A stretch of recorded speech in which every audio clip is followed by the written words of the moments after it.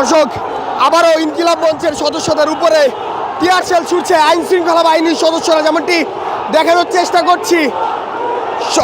বিকেলে দফায় দফায় সংঘর্ষের পর শাহবাগ ব্লকেট করেন ইনকিলাব মঞ্চের সদস্যরা এবং আবারও কিন্তু সেই অবরোধ থেকে যমুনা অভিমুখে যাওয়ার চেষ্টা করছিলেন তারা, এবং দফায় দফায় হোটেল ইন্টারকন্টিনেন্টালের সামনে আবারও কিন্তু সাউন্ড গ্রেনেড নিক্ষেপ করছে আইন শৃঙ্খলা বাহিনীর সদস্যরা।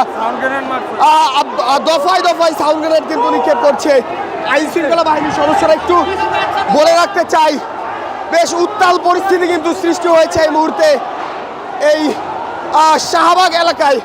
যেমনটি দেখছেন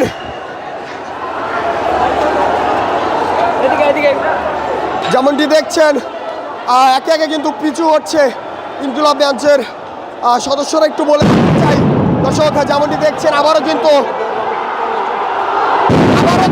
দফায় দফায় নিক্ষেপ করছেন ইনকিলাব মঞ্চের সদস্যদের উপরে আইন শৃঙ্খলা বাহিনীর সদস্যরা।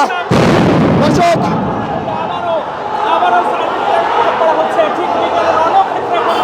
কিছুক্ষণ আগে অর্থাৎ বিকেলের দিকে কিন্তু রণক্ষেত্রে পরিণত হয় এই শাহবাগ এলাকা, এবং আবারও কিন্তু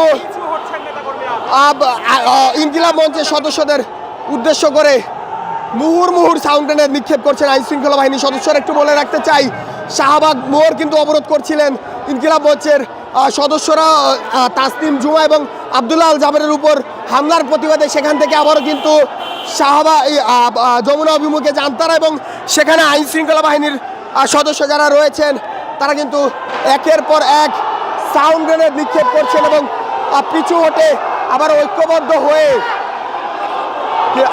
ঐক্যবদ্ধ হয়ে কিন্তু যমুনার দিকে যাওয়ার চেষ্টা করছেন ইনকিলাব মঞ্চের সদস্যরা। একটু বলে রাখতে চাই, এর আগে দুপুর থেকে বিকেল পর্যন্ত কিন্তু দফায় দফায় সংঘর্ষে জড়িয়েছিলেন ইনকিলাব মঞ্চের সদস্যরা আইন শৃঙ্খলা বাহিনীর সদস্যদের সাথে, এবং সেই পরিস্থিতি কিছুটা সামাল হলেও তাসনিম জুমা এবং জাবেরের উপর হামলার প্রতিবাদে রাজধানীর যে শাহবাগ মোড় রয়েছে সেটি কিন্তু অবরোধ করেন ইনকিলাব মঞ্চের সদস্যরা। এবং এরপরে দর্শক যেমনটি দেখছেন আবার কিন্তু যমুনা অভিমুখে যাওয়ার চেষ্টা করছিলেন তারা, এবং যাওয়ার মুখে আইন শৃঙ্খলা বাহিনীর মুহুর্মুহুর যে সাউন্ড গ্রেনেড সেটি কিন্তু তাদেরকে উদ্দেশ্য করে ছত্রভঙ্গ করার উদ্দেশ্যে নিক্ষেপ করে, এবং কিছুটা পিছু হটে আবারও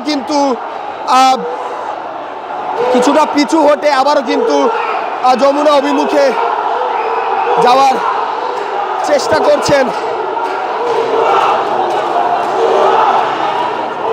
ইনকিলাব মঞ্চের সদস্যরা।